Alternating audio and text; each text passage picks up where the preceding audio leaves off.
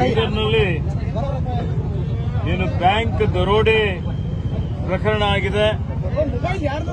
ಅತ್ಯಂತ ಆತಂಕಕಾರಿಯಾದಂತಹ ಒಂದು ಪ್ರಕರಣ. ಇವತ್ತು ಸರ್ಕಾರ ಇದನ್ನು ಅತ್ಯಂತ ಗಂಭೀರತೆಯಿಂದ ಪರಿಗಣನೆ ಮಾಡಿದೆ. ನಾನು ನಿನ್ನೆ ಸಚಿವ ಸಂಪುಟದ ಸಭೆಯಲ್ಲಿದ್ದೆ. ನನಗೆ ಮಾಹಿತಿ ಸಿಕ್ಕ ತಕ್ಷಣ ನಾನು ಡಿಜಿ ಅವರಿಗೆ, ಎಡಿಜಿ ಅವರಿಗೆ, ಗೃಹ ಮಂತ್ರಿ ಅವರಿಗೆ ಅವರ ಗಮನಕ್ಕೆ ತಂದೆ.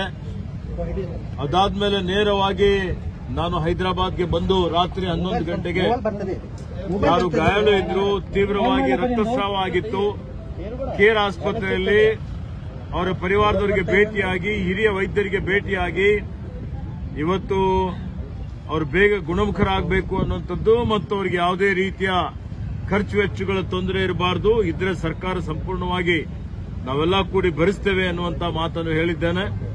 ಅದೇ ರೀತಿಯಲ್ಲಿ ಯಾರು ಇವತ್ತಿನ ದಿವಸ ದುಬ್ಳಗುಂಡಿ ಇಲ್ಲ ನಮ್ಮ ಬಗ್ದಲ್ನವರು ಒಬ್ಬ ಯುವಕ ಇದರಲ್ಲಿ ಬೆಮೇಲ್ಖೇಡ ಯುವಕ ತನ್ನ ಜೀವ ಕಳ್ಕೊಂಡಂತದ್ದು ಅತ್ಯಂತ ಅತ್ಯಮೂಲ್ಯವಾದಂತಹ ಒಂದು ಜೀವ. ಇವತ್ತು ಅತ್ಯಂತ ದುಃಖದ ಒಂದು ಸಂಗತಿಯಾಗಿದೆ. ಆ ಮೃತಪಟ್ಟಂತ ಯುವಕನ ಪರಿವಾರ ಜೊತೆ ನಾವಿದ್ದೀವಿ, ನಮ್ಮ ಸರ್ಕಾರ ಇದೆ. ನಾನು ಈ ವಿಷಯದ ಬಗ್ಗೆಯೂ ಸನ್ಮಾನ್ಯ ಮುಖ್ಯಮಂತ್ರಿಯವರ ಜೊತೆಯಲ್ಲಿ ದೂರವಾಣಿ ಮುಖಾಂತರ ಏರ್ಪೋರ್ಟ್ ಇಂದಲೇ ಮಾತನಾಡಿ, ಮತ್ತೆ ಅವರ ಪರಿವಾರದ ಕೆಲವೊಂದು ಅವ್ರ ಜೊತೆಯಲ್ಲಿದ್ದಂಥವ್ರು ನಿನ್ನೆ ಸಂಪರ್ಕ ಮಾಡಿದ್ದೇನೆ, ಮಾತನಾಡಿದ್ದೇನೆ.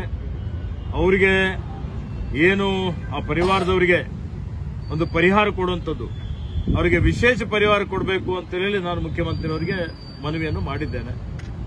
ಮತ್ತೆ ಸಮಾಜ ಕಲ್ಯಾಣ ಇಲಾಖೆ ವತಿಯಿಂದನೂ ಅವರಿಗೆ ತತ್ಕ್ಷಣವೇ ಪರಿಹಾರ ಕೊಡಲಿಕ್ಕೆ ಸೂಚನೆಯನ್ನು ಕೊಟ್ಟಿದ್ದೇನೆ. ಜಿಲ್ಲಾಧಿಕಾರಿ ಅವರಿಗೆ ಹೇಳಿದ್ದೇನೆ. ಮತ್ತೆ ಅವರಿಗೆ ಯಾರಿಗಾದರೂ ಒಬ್ಬರಿಗೆ ಅವರ ಪರಿವಾರದವರಿಗೆ ಒಂದು ಸರ್ಕಾರಿ ಉದ್ಯೋಗ ಕೊಡುವಂಥದ್ದಕ್ಕೆ ಮುಖ್ಯಮಂತ್ರಿಯವರಿಗೆ ವಿನಂತಿಯನ್ನು ಮಾಡಿದ್ದೇನೆ.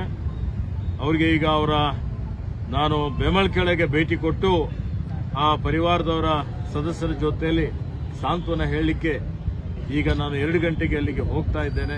ನಾನು ರಹೀಂ ಖಾನ್ ಅವರು ಹೋಗ್ತಾ ಇದ್ದೇವೆ.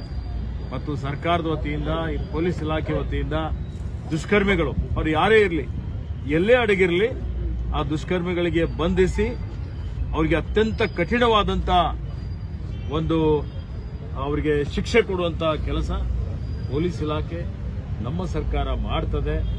ಇವತ್ತು ಪೊಲೀಸ್ ಇಂಟೆಲಿಜೆನ್ಸ್ ಬಲವರ್ಧನೆ ಮಾಡುವಂಥದ್ದು, ಇನ್ನೂ ಇವತ್ತು ಪೊಲೀಸ್ ಇಲಾಖೆಯಲ್ಲಿ ಸುಧಾರಣೆ ಮಾಡುವಂಥದ್ದಕ್ಕೆ ಮುಂದೆ ಕ್ರಮ ತೆಗೆದುಕೊಂಡು ಇಂಥ ದುಷ್ಕೃತ್ಯಗಳು ನಡೆದ ರೀತಿ ನೋಡಿಕೊಳ್ಳುವಂಥದ್ದಕ್ಕೆ ನಾವೆಲ್ಲ ಮುಂದೆ ಅದನ್ನು ಮಾಡ್ತೇವೆ ಅನ್ನುವಂಥ ಭರವಸೆಯನ್ನು ಬೀದರ್ ಜಿಲ್ಲೆ ಜನರಿಗೆ ಕೊಡಲಿಕ್ಕೆ ಇಷ್ಟಪಡ್ತೀನಿ.